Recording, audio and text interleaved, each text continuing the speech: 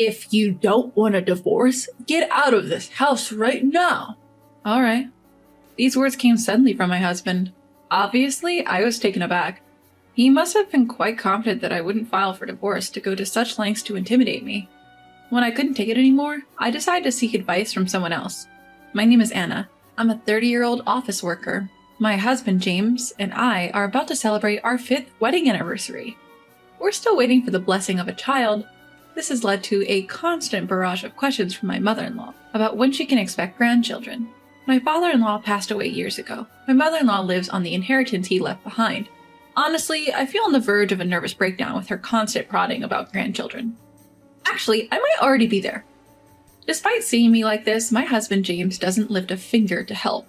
In fact, he recently started siding with his mother, blaming me for our troubles. I used to adore him for his kindness when we were dating, but after we got married, his attitude completely changed. Without any consultation, he decided we would live near his childhood home. On my days off from work, I am summoned to his parents' house and made to do housework all day long. Of course, there are no breaks. While I'm busy with chores at his parents' house, the two of them either go out together or stay in watching TV and laughing.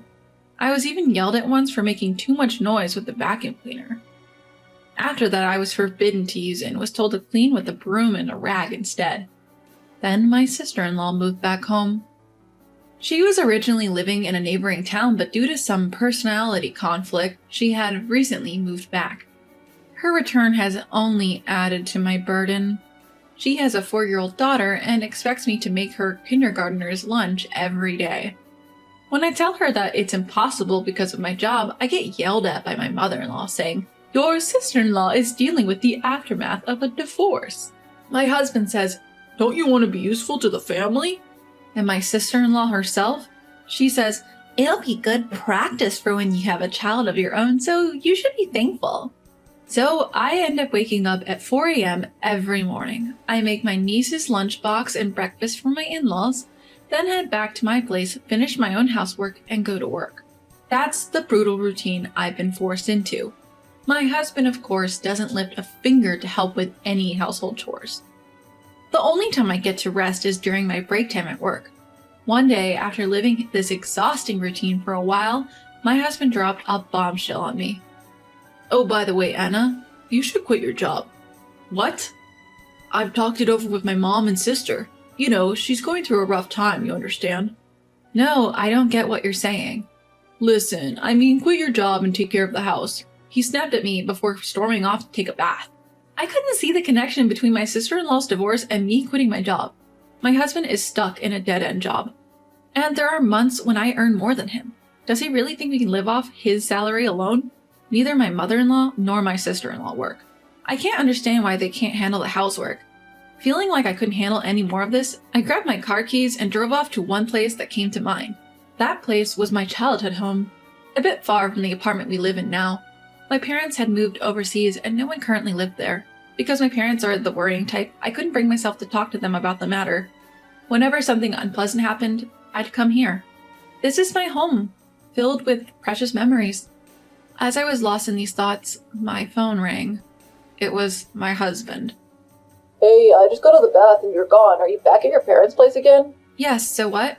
"Could you stop running back home every time something goes wrong? We're not kids." My husband loves my parents' house, but his words simply didn't resonate. "I'll be working from here for a while, and no, I won't go to your parents' house either."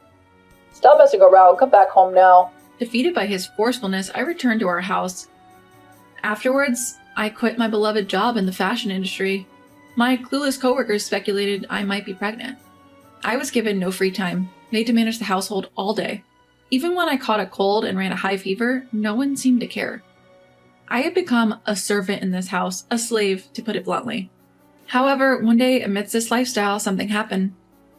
Guess what? My sister-in-law was getting remarried. Moreover, her fiancé was an executive at a major corporation earning a substantial income. It was quite a shock. My sister-in-law isn't exactly a beauty, and her personality leaves a lot to be desired.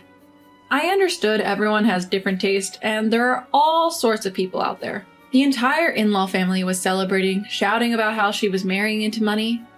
My sister-in-law, full of pride, showed me a photo of the man. Huh? This man. I thought, looking at the photo when my husband said something unbelievable. Because of this, Anna, your parents' house will become my sister's family place. Wait a minute, that house is what my parents left for me. It's not for you to decide. The whole family has decided. You who lives off my money don't have a say in this. Was the person standing in front of me a devil in human skin? That house was left for me by my father, a place for me to live if I ever had children. James should know this. Why can he act so selfishly? My heart was at its limit. As if to add insult to injury, my mother-in-law said, "You can't even give us a grandchild. Can't you be useful around the house for once?" There was no one on my side in this house. I returned home, hastily packed a few belongings, and headed to my parents' house. I made a firm decision in my heart. I would never go back. A few days later, having received no calls from my husband, I thought he might have reconsidered. Then suddenly the doorbell rang. Standing there were my husband and sister-in-law. "What are you doing here?" "We thought we should take a look around soon," my sister-in-law said, barging in. Despite my pleas for them to stop, they ignored me, snooping around the house. They treated me as if I was invisible. "This house is pretty nice. Too good for you, Anna." "And when do you plan to move out of this house, Anna? My sister's wedding is coming up soon. Get it together," my husband said, unchanged. As I stayed silent, my husband added, "If you don't want to get divorced, leave now." My husband, confident that I wouldn't divorce him, was grinning with my sister-in-law. Looking my way. Got it. Once I confirmed, my husband seemed pleased, saying it's all he wanted to hear. Apparently, under the guise of celebrating my sister-in-law's wedding, they are planning a long, family-only trip, starting tomorrow. Naturally, I'm not included in this little escapade. My husband told me to pack up and leave by the time they get back. Then he and my sister-in-law left with an excited air about them. Watching their backs, I allowed myself a small, mirthless smile. 2 weeks later, the day for my in-laws to return from their trip arrived. My phone has been ringing non-stop since morning. The caller, my husband. Also mixed in were calls from my mother-in-law and sister-in-law. Finally, unable to ignore the noise, I answered the call. "Hey, Anna, where the hell are you?" "I'm at home?" I replied. "Liar. You're not at the apartment or at your parents' place, and what's the meaning of this?" "What are you talking about?" "Your family house. There's a for sale sign." "Yeah, I put it up for sale." What? What are you talking about?" "Well, after you all left, I gave it some thought. The house you're in now just seems so dirty. I do like things to be clean after all." "I'm divorcing you. Don't mess with me," my husband yelled. That was going to be my line. "Let's talk through our lawyers from now on." With that, I hung up on him while he was still shouting. On the day my husband and sister-in-law returned, I had already been in touch with a certain person. He was a friend of my father's, who runs a real estate company. I didn't know anything about selling houses, but he kindly advised me and we managed to make a pretty good deal. As a side note, the apartment we had been living in was in my name since my husband couldn't pass the screening process. Of course, since I had no intention of living there anymore, I canceled the lease while they were away and sent all of my husband's belongings to his parents' house, cash on delivery. Even afterwards, I kept getting calls from my in-laws, which I ignored completely. I recorded all the unbearable messages they left on my voicemail. According to my lawyer, my husband was hesitating even though he had said he wanted a divorce. It seems he didn't want to lose his maid. I thought it would be a long battle, but then my husband suddenly agreed to divorce. From what my lawyer told me, my husband, mother-in-law, and sister-in-law abruptly showed up at his office saying they would divorce me and to process it quickly. My husband had been reluctant about the divorce, but my mother-in-law told him that since my sister-in-law's new husband was rich, they could hire a new housekeeper with money and get rid of the barren wife and get a younger, newer wife. With that, my husband agreed to the divorce. Moreover, they offered to pay a small settlement on the condition that I would not get involved with them any longer. I thought that was supposed to be my line, but I decided to accept what was offered. Not long after, my sister-in-law got remarried. For a while after that, life was quiet. Taking care of myself was so much easier than I thought. I deeply regretted not divorcing sooner. Well, I'm finally free. Time to enjoy my new life. Just as I was beginning to embrace this thought, an incident happened. Out of nowhere, my in-laws showed up at my new home. The moment I opened the door, they barged in, and my ex-husband demanded, "We need to talk. Sit down." Despite wondering who they thought they were, I took a seat. Then he said, "Come back home. We forgive you." Unable to close my gaping mouth, I answered, "Excuse me?" I wanted them to leave immediately, so I teased, "Oh, are you talking about your sister's husband? Has he disappeared?" The three of them widened their eyes as if to say, "Why do you know about that?" and stared at me. "What, do you know something? After we registered our marriage, he suddenly disappeared. We can't contact him." The mother-in-law added with a hint of excitement, "On top of that, he ran off with our family's fortune. Was this your doing? You've brought us such terrible fortune, daughter-in-law." She looked as if she would attack me at any moment. Tired of their baseless accusations, I decided to reveal a truth to them. "Wow, I didn't know your sister liked hamburgers so much." What are you talking about hamburgers all of a sudden?" "Don't you know? Your sister's husband isn't some executive at a major company. He's just a part-timer at a hamburger shop." Hearing this, the sister-in-law froze at a loss for words. I continued my story. "In my single days, my friend and I loved to visit different hamburger shops. There was one favorite shop where a certain employee always made mistakes and got yelled at by the manager. The man happened to be the sister-in-law's husband. Since I started dating my husband, he told me, 'No more hamburgers,' so I had given up my hobby. I had recognized the man from a photo the sister-in-law had proudly shown me, but I decided it wasn't my place to interfere and stayed silent. When I showed her the shop's homepage for evidence, she stared intently at her husband's picture in the background. By the way, I visited the shop recently with a friend, but her husband was no longer there. He probably left town." That's marriage fraud." "It seems that's what they call it. I'm sorry for your loss." The mother-in-law, who had been silent, said, "You knew and you didn't tell us. We took care of you, who can't even have children, for years. You owe us." At her nonsensical rant, I decided to reveal another truth I had been keeping. "First of all, I'm not the reason we couldn't have kids. Maybe my ex-husband can let you in on that." The mother-in-law looked at her son in shock, and he guiltily looked down.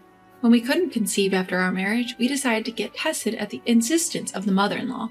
There was nothing wrong with me, but my husband had a very low sperm count. The doctor told us that he was the reason we couldn't have kids. When the mother-in-law asked about the test results, my husband instantly lied that I was the problem. I was angry, but they just said nonsensical things like, "You have to support your husband." Refusing to face the truth, my ex-husband joined forces with my mother-in-law, pinning all the blame on me in the end. "Look, I admit I was wrong," my ex-husband said. "Once the house sells, we'll get a good chunk of money, right? Let's all live happily as a family again." "Well, we've been through a lot, but let's get along from now on," my mother-in-law chimed in. At the end of the day, I realized they probably came here today with the intention of getting their hands on my money. What a disgusting lot. No chance I'm getting back together with you, and I don't consider any of you family. Upon hearing this, my ex-husband retorted, "Getting a little big for your boots now, aren't you? I know, even if you sold the house, you hardly have any savings. How do you plan to survive?" It seems he had sneaked a peek at my bank account during my single days, and now he had this smug look on his face, as if to say, "Now that you know, do as you're told." To poke fun at my situation, the three of them were smirking at me, so I decided to enlighten them with a little truth. "Sure, my savings aren't that much. See, I told you so." But instead, I've invested in stocks, enough to live without working for the next few years at least. Their faces looked like they wanted to say, "No way," as they stared at me. Actually, since I was a child, my father was interested in stocks and investments. He had a knack for foreseeing things, and I inherited those skills and built up a decent amount of wealth. The money that supported my parents' move abroad was all from those successful investments. Of course, I had kept this a secret from my money-grubbing ex-family. Seeing the disappointed trio, I asked, "You can leave now." "Oh, what was it again?" "It's in our divorce conditions. If we approach each other without reason in the future, either party will have to pay a penalty. Are you going to pay, or should I call the police for trespassing?" The word police scared them off, and they left in a hurry. I immediately consulted my lawyer about the day's events and was told to contact him if the ex-family tried to get close again. As expected, once they knew I had assets, my ex-husband sent me a ton of messages begging to reconcile. Nostalgic photos of places we've been on, dates, creepy messages like, "I'm here right now, thinking about those days," arrived almost daily. I thought about blocking him, but kept everything as evidence just in case. And yes, I wondered how he managed to text me all day while supposedly working, but I didn't really care. But when he started trying to contact my friends, I decided enough was enough and sent him a message. "I'll go to the police if this continues." I sent him a photo of our divorce agreement and the nearest police station along with the message. After that, the messages stopped, and I never heard from my ex-husband again. I thanked my lawyer, and he dropped a bombshell. Apparently, my ex-husband planned to live off his sister's new husband and had quit his job when she remarried. He was a fool for leaving a decent job at a decent company. "Document you asked for should be arriving soon," I told my lawyer. I had placed another request with the lawyer separately from this matter. Soon after we were married, I felt something was off. My precious personal belongings were slowly disappearing. First, it was a necklace that I bought myself when I was single. Then a fountain pen my parents had given me as a job starting present. Bags, rings, and above all, the fountain pen was something I cherished greatly. When I talked to my husband about it, he yelled, "Don't worry about losing things." Suspicious, I installed a surveillance camera without telling my husband. What it captured was my husband and mother-in-law rummaging through my closet, grinning. Once my sister-in-law moved back in, the footage showed 3 people instead of 2. Taking advantage of my silence, their actions escalated. They were selling my personal belongings, their greed for money fueling their actions. They probably saw the balance in my bank book at that time. It continued until the divorce, so I collected plenty of physical evidence. Just as they thought I wouldn't claim anything, I filed for damages and compensation for emotional distress due to their actions.